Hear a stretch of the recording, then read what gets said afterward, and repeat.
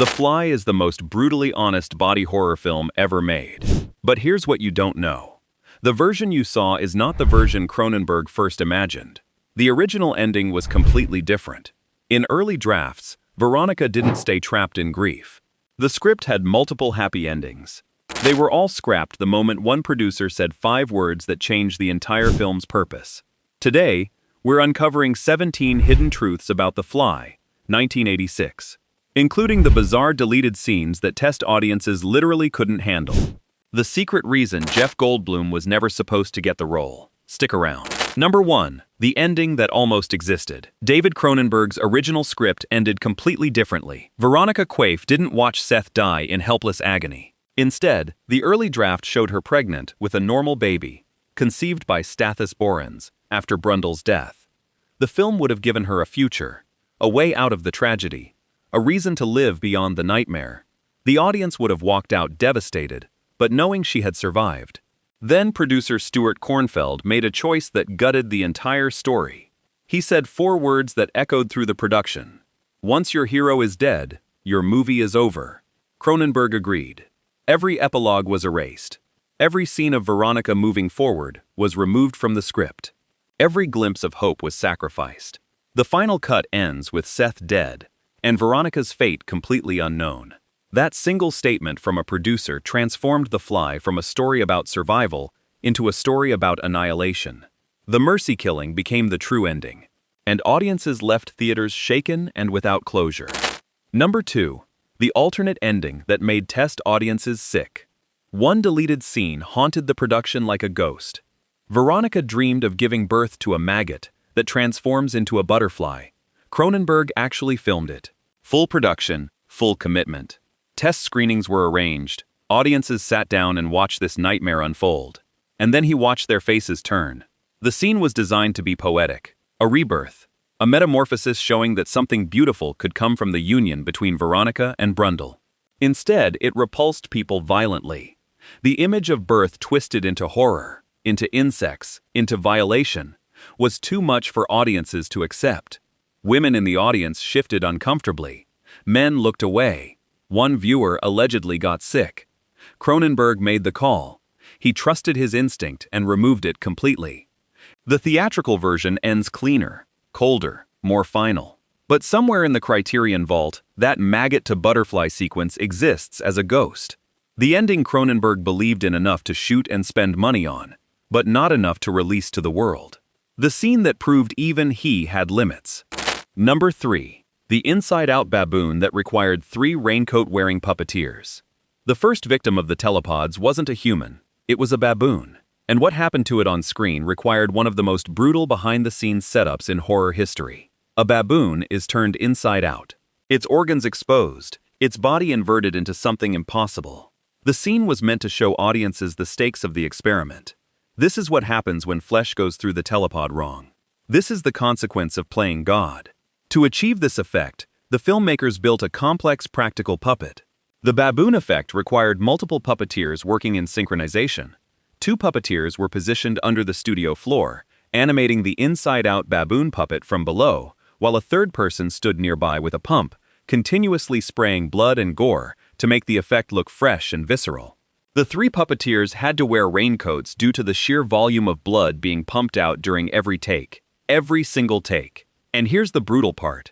During lunch breaks, the cast and crew would completely forget about the 3 people still positioned under the floor in their blood-soaked raincoats. They'd come back from eating to discover the puppeteers had been abandoned beneath the set for an hour or more. The inside-out baboon became a monument to practical effects dedication. Number 4. The cat-baboon fusion scene that made test audiences lose all sympathy. There's a scene that was filmed but cut that goes beyond anything in the final film. In this deleted sequence, Brundlefly has fully lost his mind. He's becoming more insect than human. He decides to fuse a cat and the remaining baboon together in the telepod to create some kind of hybrid creature. His plan is insane. His logic is broken. He's searching for a cure while simultaneously losing his sanity. The resulting creature is a nightmare, a cat-baboon fusion, something that should not exist, and then Brundlefly beats it to death with a lead pipe. The scene was shown at a test screening in Toronto. The audience had an immediate and visceral reaction, At least one person allegedly vomited. But more importantly, the consensus from test audiences was devastating to Cronenberg. Producer Stuart Kornfeld reported that audiences felt Brundle had crossed an uncrossable line. By torturing animals for his experiments, he had lost all remaining sympathy from the viewers. The rest of the film didn't work when the protagonist was perceived as an animal torturer. The mercy killing of Brundle himself lost its emotional power because audiences had already decided he deserved what was coming to him. Cronenberg cut the scene. He understood that Seth's tragedy only worked if audiences still loved him when he dies. Number 5. Why Linda Hamilton turned down the role. Cronenberg's first choice for Veronica was Linda Hamilton. He'd seen her in The Terminator. She was strong. She was vulnerable. She was exactly what he needed for the role. Hamilton was interested. She read the script carefully. She was considering it seriously. Then she got to the dream sequence, the maggot birth, the nightmare, where Veronica gives birth to her lover's insect offspring. The scene where her body becomes a vessel for something monstrous. Linda Hamilton read those words on the page. She read the imagery. She read the description of what this scene would require from her as an actress. She said no, not because of budget, not because of scheduling. She declined because reading about a woman giving birth to a maggot was enough to make her refuse the entire film. She didn't even need to see the finished effect. The concept alone was too disturbing. Cronenberg then considered Jennifer Jason Leigh and Laura Dern for the role. Both actresses passed as well, though their reasons aren't as well documented. Finally, Geena Davis accepted the role. She understood what she was signing up for, and she delivered one of the most nuanced performances in body horror cinema. Number 6. The Goldblum gamble nobody wanted to make. Casting Seth Brundle became a major production issue from day one. Makeup effects artist Chris Wallace joined the project and immediately told director Cronenberg what he needed to make the transformation believable. Wallace said, "Get someone with no ears and no bridge of the nose, so that way we have a lot more control with the makeup." That was the ideal actor. Someone with minimal facial features, blank canvas, easy to work with. Then Jeff Goldblum was suggested as the top choice. Goldblum has distinctive features. Large, prominent ears, a distinctive nose, a unique face. Everything Wallace specifically said he didn't want. When Goldblum's name came up, Wallace and the makeup team collectively sighed. They agreed that Goldblum was not what they wanted, but they were fans of his acting talent. They wanted to make it work anyway. There was another obstacle. A Fox executive actively pushed back against casting Goldblum. The executive believed Goldblum wasn't a bankable star. He wasn't a name that sold tickets in 1986. But Cronenberg had vision. He believed Goldblum had something no one else had. The eccentric quality, the vulnerability, the ability to be both brilliant and broken simultaneously. Goldblum got the role, and Chris Wallace figured out how to make the makeup transform him anyway. Sometimes the actor nobody wanted becomes the only actor you remember. Number 7. How Geena Davis got cast over actual objections. Jeff Goldblum himself suggested Geena Davis for the role of Veronica Quaife. This was a problem, because Goldblum and Davis were dating at the time. They were a real-life couple. Cronenberg had a strict personal rule. He didn't want to direct actual couples. The risk of on-set drama, personal conflict bleeding into performance, chemistry issues if the relationship was ending, professional complications, romantic entanglement making it difficult to direct both actors as needed. Cronenberg was hesitant. He opened auditions to other actresses. He considered alternatives. But then, Geena Davis came in for her reading. One audition, one chance. And something clicked. Her interpretation of Veronica was perfect. She brought a fragility to the role that no one else could access. An intelligence. A woman who loves a man so much, she stays even as he becomes something else. A woman who tries to save him even when it's impossible. One reading convinced Cronenberg that she was absolutely right for the part. Her on-screen chemistry with Goldblum felt genuine. Because it was genuine. They were dating. That realness translated into one of the most touching love stories ever told in a horror film. Years later, when producers asked Davis to return for The Fly 2, she refused. They wanted her character to die in childbirth to give the male hero motivation for the sequel. Davis knew better. She declined to reprise the role. Number 8. The director's cameo, inspired by Martin Scorsese. David Cronenberg appears in the film as a gynecologist. It's a brief scene, Veronica undergoes medical examination. A doctor in professional setting, surrounded by medical instruments. A tiny moment that most viewers forget immediately. But Cronenberg rarely acts in his own films. This appearance was not originally planned. According to multiple sources, Geena Davis suggested that Cronenberg do a cameo. She asked him directly. Cronenberg initially resisted, but there's another layer to this story. During a meeting with Martin Scorsese around the time of The Fly's production, Scorsese looked at Cronenberg and said something that stuck with him. Scorsese told Cronenberg that he looked like a Beverly Hills plastic surgeon. Cronenberg was startled by the observation, but the comment lodged itself in his mind. A Beverly Hills plastic surgeon. A doctor. Medical authority. When Geena Davis asked Cronenberg to appear in the film, he thought about Scorsese's comment. A gynecologist in a medical setting. The idea made sense.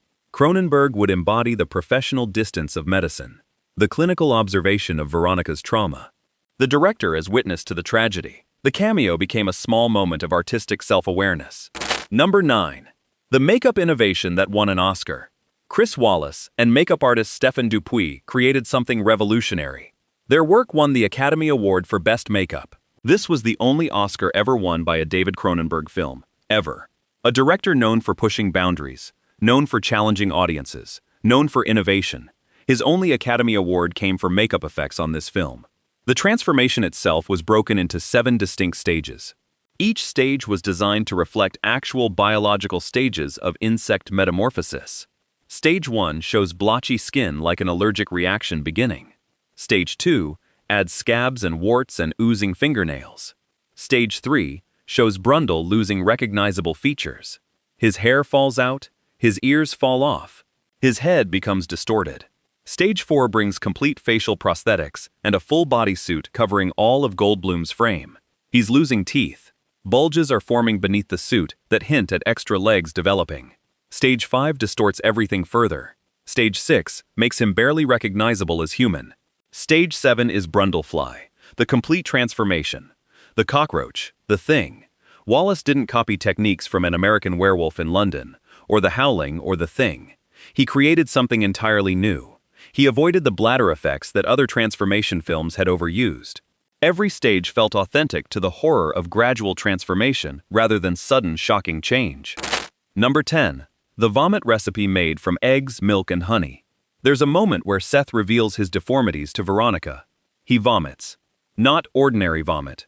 Goopy pale bile that looks like decay. The substance that comes out of his mouth is designed to trigger real revulsion, real disgust in the viewer. The filmmakers wanted audiences to physically recoil from the screen, to feel what Veronica feels, to be repulsed by what Brundle is becoming.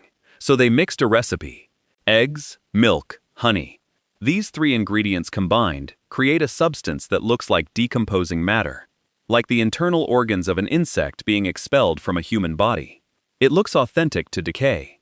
When Seth vomits this substance, his decaying ear falls off his head simultaneously.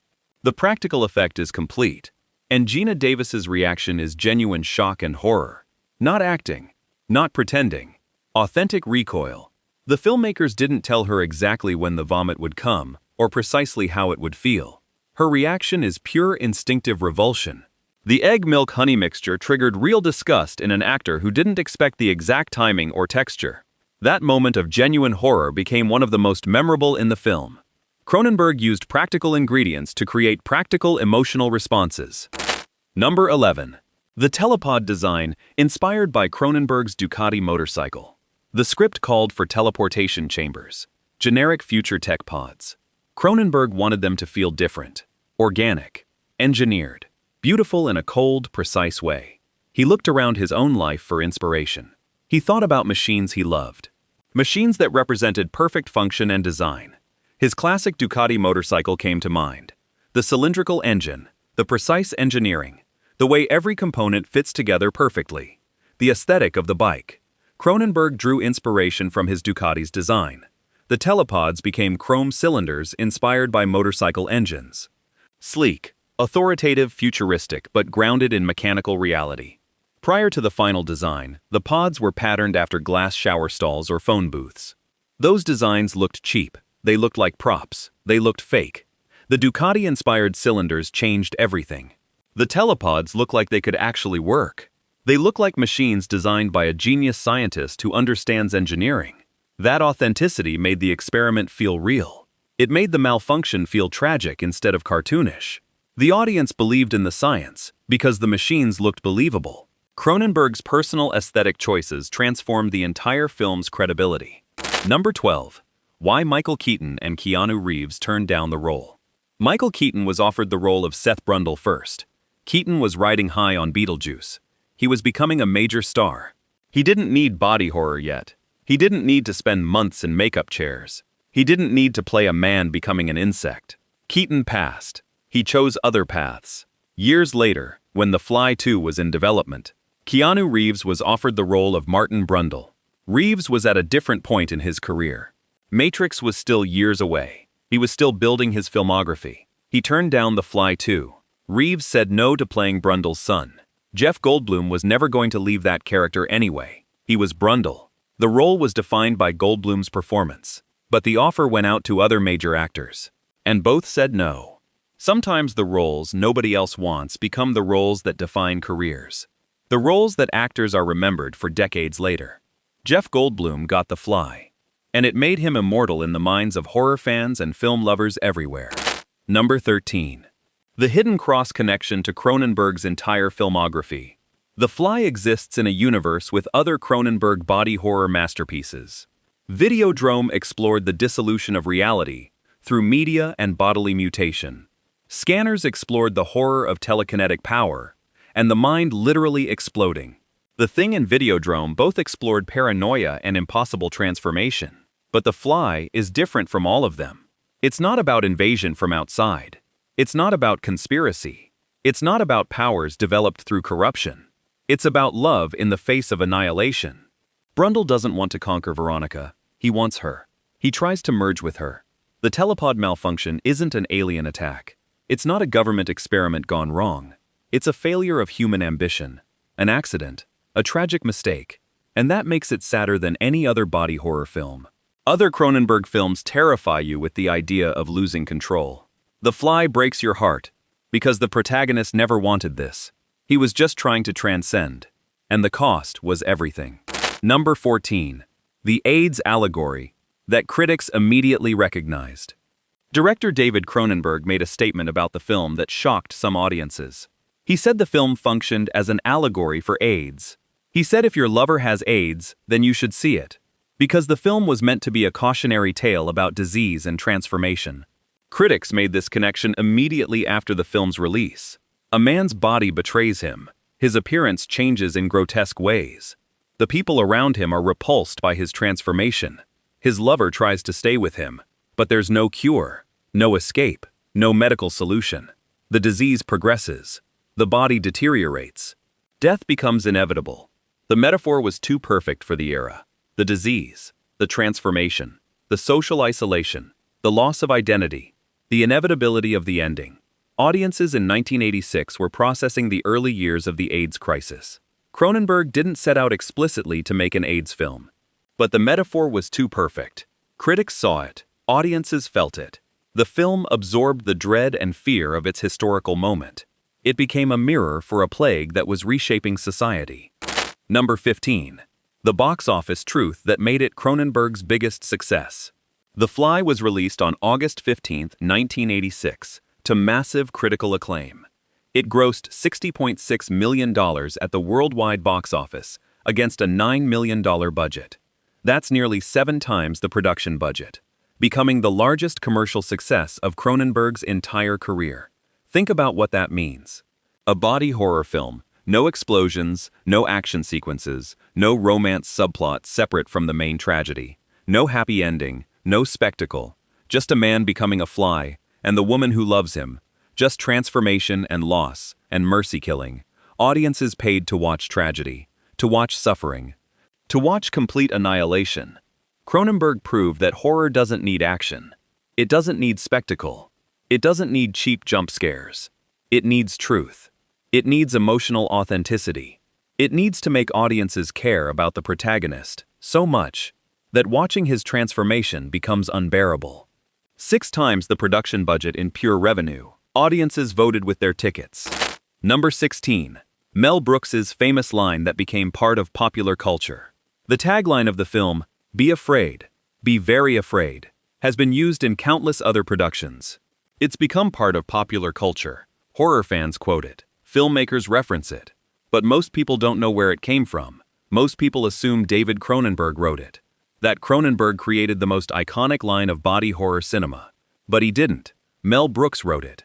Mel Brooks, the director of Blazing Saddles, the man behind Young Frankenstein, the comedy genius. He produced The Fly through his production company Brooks Films, and during creative meetings about how the characters should react to Seth's early transformation, Mel Brooks came up with the line, "Be afraid. Be very afraid." Cronenberg didn't write it. He didn't say it first. Mel Brooks handed it to him.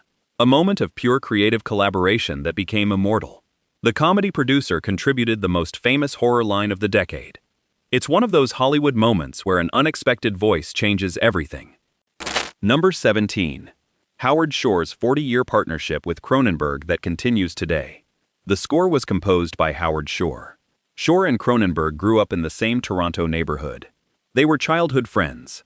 Years later, after Shore spent time as the music director of Saturday Night Live, at the suggestion of producer Lorne Michaels, another childhood friend, Shore began writing film scores for Cronenberg's movies. He started with The Brood in 1979, then Scanners in 1981, then Videodrome in 1983. The Fly was Shore's 8th feature film score overall, and it showcased mastery of the orchestra, impeccable dramatic insight. The first appearances of mannerisms he would later use in his Lord of the Rings scores 15 years later. Shore's score for The Fly didn't use traditionally horrific music. Instead, he used avant-garde techniques, healthy dissonance, atonal brass clusters, cymbal clashes, echoing effects that elongated dissonant string figures, insect-like violin textures that crawled and slithered across scenes. The score reached its zenith during the transformation sequences, pure horror conveyed through orchestral innovation. Shore has remained Cronenberg's most consistent collaborator across 40 years and 17 films. That partnership continues today, with recent Cronenberg projects like The Shrouds. Two childhood friends from Toronto creating art together for over 4 decades. The Fly is about what happens when we chase transcendence and end up with annihilation instead. Seth wants to evolve, to transcend his limitations, to become something better, something purer, something perfect. Instead, he becomes something else, something broken. Veronica loves him anyway, until she can't. The film was rewritten over and over. Endings were added and removed and reconsidered. Test audiences rejected scenes that made the story too human, too sad. But Cronenberg trusted his instinct. He kept the mercy killing, the cold finale, the ambiguous future. He was right. The version you see is the most devastating version possible. If Seth Brundle landed at your door right now, in whatever form he's become, would you turn him away? Or would you do what Veronica did and stay? Subscribe. Every week we uncover the secrets Hollywood left on the cutting room floor. The stories behind the stories. The films you thought you knew, revealed.